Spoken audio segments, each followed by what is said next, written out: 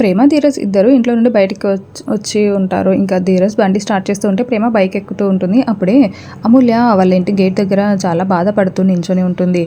ఏంటి అమూల్య అలా ఉంది అని ధీరజ్ అడగడంతో, మీ అమ్మ కోపంతో అమూల్య పైన నీళ్లు పోసినట్టు ఉంది అని ప్రేమ చెప్తూ ఉంటే, ఇంకా ధీరజ్ ప్రేమ ఇద్దరు కలిసి అమూల్య దగ్గరికి వెళ్తారు. ఏమైందమ్మా అని అడుగుతూ ఉంటే, అన్నయ్య నాకు మీతో మాట్లాడాలని ఉంది అన్నయ్య, మీరెవ్వరూ నాతో మాట్లాడట్లేదు, నన్ను వెలివేస్తున్నారు అన్నయ్య, అమ్మ అయితే చూడు ఎలా చేసిందో అని అమూల్య చాలా బాధపడుతూ ఉంటే, నీకు అమ్మ ప్రేమ గురించి తెలుసు కదమ్మా, ఇదంతా నీ మీద ప్రేమ వల్ల కలిగిన బాధే తప్ప నీ మీద ఎవరికి ద్వేషం లేదమ్మా, నువ్వు జాగ్రత్తగా ఉండు, ఇవన్నీ ఏమీ ఆలోచించకు, అలా చేసినందుకు అందరికీ కొంచెం బాధ ఉంది తప్ప నీ మీద ఎందుకమ్మా కోపం ఉంటుంది అని ధీరజ్ నచ్చజెప్తూ ఉంటాడు.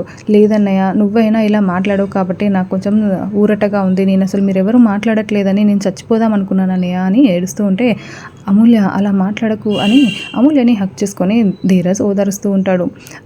అన్నయ్య ఇంకొన్ని రోజులు వెయిట్ చేస్తాను అన్నయ్య, నువ్వు మాట్లాడావు, అలానే మిగతా వాళ్ళు కూడా ఒక్కొక్కరు అందరూ మాట్లాడతారనే ఆశతోనే బ్రతుకుతానన్నయ్య అని అమూల్య బాధపడుతూ చెప్తూ ఉంటే, ఇలాంటి పిచ్చి పిచ్చి మాటలు మాట్లాడక అమూల్య అని ధీరజ్ చెప్పి, నువ్వు నవ్వుతూ ఉండాలి, ఇలా బాధపడుతూ ఉండకూడదు అని అమూల్యని నవ్విస్తూ ఉంటాడు. అది ఇలా నవ్వాలి అని చెప్పి అమూల్యకి సర్ది చెప్పి అక్కడి నుంచి ధీరజ్ ప్రేమ ఇద్దరు వెళ్ళిపోతారు.